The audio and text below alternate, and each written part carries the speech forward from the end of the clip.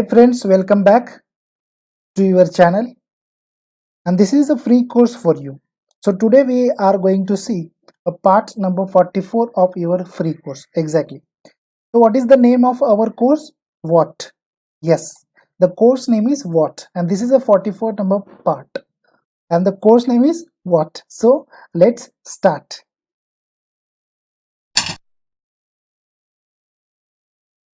216 number question, what is the receipt? But before going to see the what is the receipt, यदि आप अगर हमारे channel पर यदि आप अगर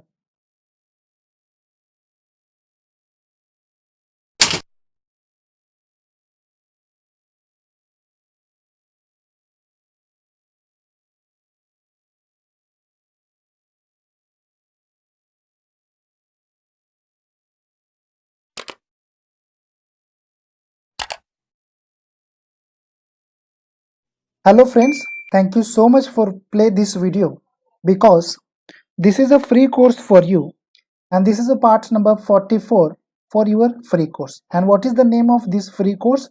What? Exactly, the course name is what. So let's start.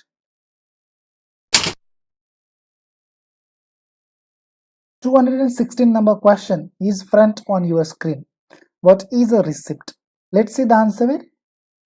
In accounting term, receipt is something when you buy and receipt और take a service. जी हाँ दोस्तों, रिसिप्ट वो चीज होती है जब हम कुछ बाय करते हैं और रिसीव करते हैं, या फिर कोई सर्विस को हम लोग रिसीव करते हैं. तो ऐसे जो भी चीज हम लोग रिसीव कर रहे हैं वो सारी चीजें हमारी रिसिप्ट में आ जाएगी. रिसिप्ट के कई सारे प्रकार होते हैं, जैसे एक्नॉलेजमेंट रिसिप्ट होती है, रिसिप्ट डीड होती है. That should B A considerable part. सभी ये पार्ट अलग अलग किस्म के अलग अलग अकाउंटिंग में यूज किए जाते हैं. बट अगर जनरल टर्म हम लोग अगर देखें तो रिसिप्ट क्या होती है? Receipt is a something when you buy. अगर हम कुछ बाय करते हैं तब हमें जो चीज मिलती है that should be called receipt and received. जी हाँ, अगर हम कुछ चीज रिसीव करते हैं, जैसे इनकम हम लोगों ने रिसीव किया तो this should be a receipt. और कोई सर्विस हम लोगों ने ली, so this under in a receipt side. Let's see the number next question. 270 number question, what is payment? अगर आप हमारे चैनल के ऊपर नए हैं और आप चाहते हैं कि बाकी वीडियोस में कहाँ से देखूं, तो भैया डिस्क्रिप्शन बॉक्स में हम लोगों ने लिंक दे दी है, आप वहां पे जाके सिंपल सा क्लिक करके बाकी सारे वीडियो को देख सकते हैं. तो चलिए अब हम यहाँ पर व्हाट इज अ पेमेंट देख लेते हैं. आंसर है, in accounting term payment is a something which you buy and pay money for that. जी हाँ, पेमेंट वो चीज होती है जहां पर हम कुछ बाय करते हैं और कुछ चीज देते हैं. तो हम देते क्या है? हम देते हैं पैसा. जी हाँ, हम क्या देते हैं? पैसा. जी. तो अकाउंटिंग की टर्म में पेमेंट को क्या कहा जाता है? अगर हम कुछ बाय कर रहे हैं और हमने अगर पैसा दिया तो this is a part considered in a payment. जी हाँ, तो ये पार्ट कहाँ पर कंसिडर हो जाता है? पेमेंट के अंदर में कंसिडर हो जाता है. Let's see the number next question. Hope so आपको समझ में आया होगा दोस्तों.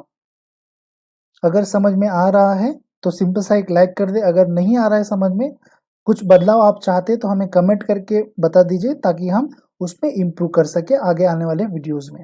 What is a donation? Donation होता क्या है? तो चलिए देख लेते हैं.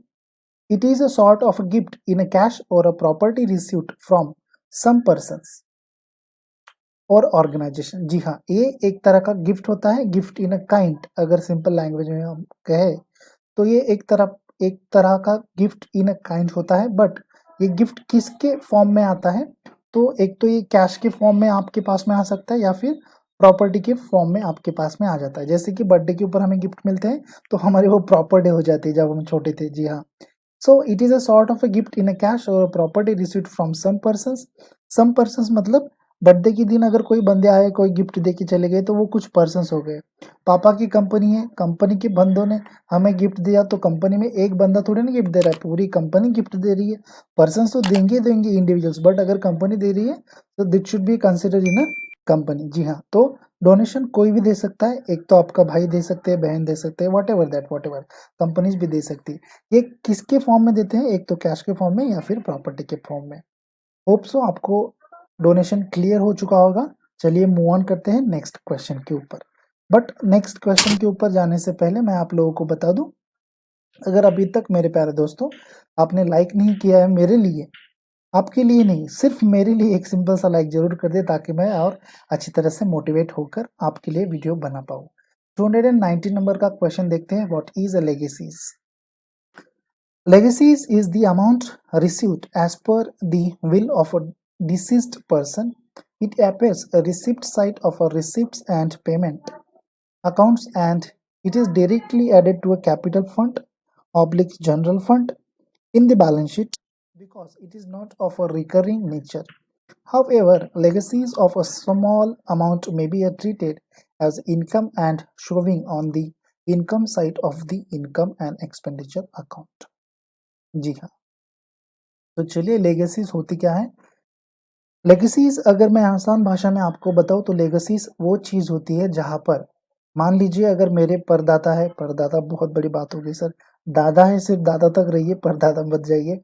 मान लीजिए अगर मेरे दादा है और दादा चाहते हैं, दादा मतलब कौन, जी हाँ एग्जैक्टली आपने जो सोचा मैं उनका नाती हूँ, वो मेरे दादा है। अगर मान लीजिए उनको ऐसा लगता है कि भाई मेरे जो पापा है वो थोड़े से कुछ तो अलग किस्म के हैं और वो चाहते हैं, मतलब कौन चाहते हैं, दादा चाहते हैं कि भाई मेरी जो इतनी बड़ी प्रॉपर्टी है, जी हाँ मेरी मेरी जो इतनी बड़ी प्रॉपर्टी है वो मेरे नाती के नाम पर मैं कर दूं। तब दादाजी क्या करेंगे, अब दादाजी अगर हट्टे कट्टे और बहुत साल जीने वाले हैं तो दादाजी क्यों करेंगे, क्योंकि दादा ही उसका उपभोग ले रहे हैं, कंज्यूम कर रहे हैं उनकी खुद की प्रॉपर्टी को। यदि अगर दादाजी की उम्र होगी, दादाजी की उम्र ढल गई, जी हाँ जैसे ढल गया दिन वैसे उम्र भी ढल जाती है दोस्तों, जी हाँ। सो डिसीज्ड पर्सन, जी हाँ दादाजी अगर कुछ समय के बाद में बहुत बीमार रहने लगे या फिर गुजरने के, मतलब दादाजी आप समझ पा रहे हैं मैं क्या बोल रहा हूँ, दादाजी बहुत बीमार रहने लगे, दादाजी से काम नहीं हो रहा है, ये नहीं हो रहा है, इतनी बड़ी प्रॉपर्टी संभाली नहीं जा रही है, तब दादाजी क्या करेंगे, दादाजी हम लोगों के लिए लेगेसीज बनाएंगे। लेगेसीज क्या होती है, एक प्रकार का विल होता है, एक प्रकार की डीड होती है, एक प्रकार का उसको हम पत्र कहते हैं, जी हाँ क्या कहते हैं उसको, डीड भी कहते हैं या फिर विल भी कहते हैं, जी हाँ जिसको डीड भी कहते हैं और विल भी कहते हैं, and that should be considered as an legacy. अगर ऐसी लेगेसीज आपके दादाजी ने आपके लिए बनाई है तो ये इसको हम अपेयर करेंगे कैसे, it appears receipt side of receipt and payment account, जी हाँ इसको हम अपेयर करेंगे रिसिप्ट साइड में, किसके तौर के ऊपर, रिसिप्ट एंड पेमेंट अकाउंट के बेसिस के ऊपर, और and is directly added to a capital fund. उसके बाद में ये डायरेक्टली कहाँ पर हम लोग ऐड करते हैं, कैपिटल फंड में ऐड करते हैं। अगर कैपिटल फंड में नहीं ऐड किया तो कौन से फंड में ऐड करेंगे, जनरल फंड में ऐड करेंगे। कहाँ पर होता है जनरल फंड और कैपिटल फंड, बैलेंस शीट में होता है, एक बात ध्यान में रखिए, जी हाँ दोस्तों, because it is not of a recurring nature, जी हाँ इसको हम ऐसे क्यों ट्रीट करते हैं, because this is not in a recurring nature. तो जैसे कि मैंने अभी यहाँ पर बताया कि दादाजी अगर बीमार रहने लगे, दादाजी तो क्या मतलब हर साल थोड़ी ना बीमार रहने वाले, कंटिन्यू बीमार रहने वाले, जी हाँ तो कंटिन्यू बीमार रहने वाले तो रिकरिंग नेचर नहीं है ना, तो वहाँ पर वो कंडीशंस एप्लीकेबल हो जाती हैं, जी हाँ दोस्तों। However legacies of a small amount, शायद आपको नहीं समझा, मैं फिर से समझा देता हूँ, because it is not in a recurring nature. Recurring nature वो नेचर होता है, जैसे मान लीजिए ये महीने में मुझे 1000 रुपीज इनकम हुई, तो अगले महीने में भी मुझे 1000, दूसरे महीने में भी मुझे 1000, तो ये रिकरिंग नेचर हो गया। मान लीजिए एनुअली मुझे 10,000 रुपीज इनकम होती है, 40, जी हाँ 10,000 रुपीज इनकम होती है, तो ये मेरी एनुअल इनकम होगी, तो ये रिकरिंग नेचर में नहीं आ जाएगी, that why this is a legacies, जी हाँ इसीलिए हम इसको कहते हैं लेगेसीज, और इसलिए हम इसको ट्रीट करते हैं एज अ कैपिटल फंड में ऐड करते हैं, जनरल फंड में ऐड करते हैं। अभी तो मुझे लगता है आपको 101% समझ में आ गया होगा लेगेसीज होती क्या है। हाउएवर जैसे कि समझ लीजिए legacies of a small amount में अगर हमें अगर लेगेसीज मिली तो हम इसको कैसे ट्रीट करेंगे, चलिए देख लेते हैं। May be treated as income, generally इसको शायद इनकम में भी कहा गया है ना, इनकम करके शो किया जाता है on the income side of income and expenditure account, जी हाँ इतनी बात ध्यान में रखिए कि रिकरिंग नेचर के अंदर में अगर हमें लेगेसीज हमें मिली, that should be consider in income and expenditure account as an income. Hope so आपको ये क्वेश्चंस ठीक से मैं समझा पाया हूँ, अगर हाँ तो मेरे लिए एक सिंपल सा लाइक प्लीज कर दीजिए दोस्तों, ताकि मैं अच्छी तरीके से और अच्छे से प्रिपेयर होकर आप लोगों को बाकी के क्वेश्चंस बता पाऊँ। चलिए मूव ऑन करते हैं नेक्स्ट क्वेश्चन के ऊपर, जो है 220 number question. What is a sale of investment? जी हाँ, सेल ऑफ इन्वेस्टमेंट होती क्या है?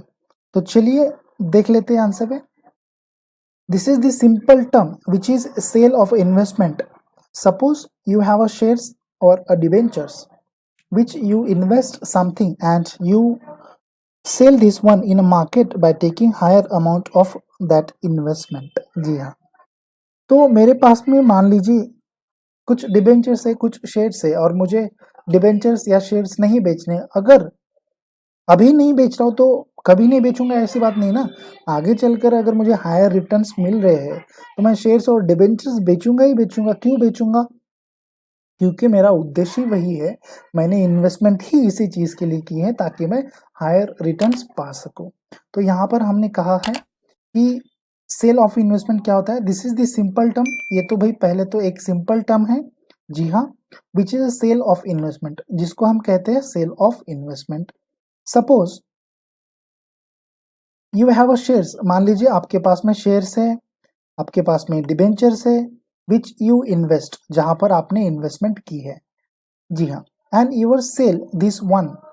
और आप अभी क्या कर रहे हैं कि इन दोनों में से एक को सेल करना चाहते हैं। क्यों? In a market by taking a higher amount of that investment. जी हाँ, अगर मार्केट में इसमें से मतलब शेयर्स के ऊपर अगर ज़्यादा डिबेंचर्स, शेयर्स के ऊपर अगर ज़्यादा प्राइस मिल रही है या फिर डिबेंचर के ऊपर ज़्यादा हमें प्राइस मिल रही है, तो हम इसको सेल कर देंगे। This should be consider as an sale of investment. Hope so आपको इतनी सी अच्छी टर्म, मतलब इतनी सी छोटी टर्म मैंने अच्छी तरह से समझा दी है। आप मेरे लिए तो एक सिंपल सा बिल्कुल लाइक करने ही वाले हैं। चलिए देख लेते हैं आज हमने क्या लर्न किया। What we learn today.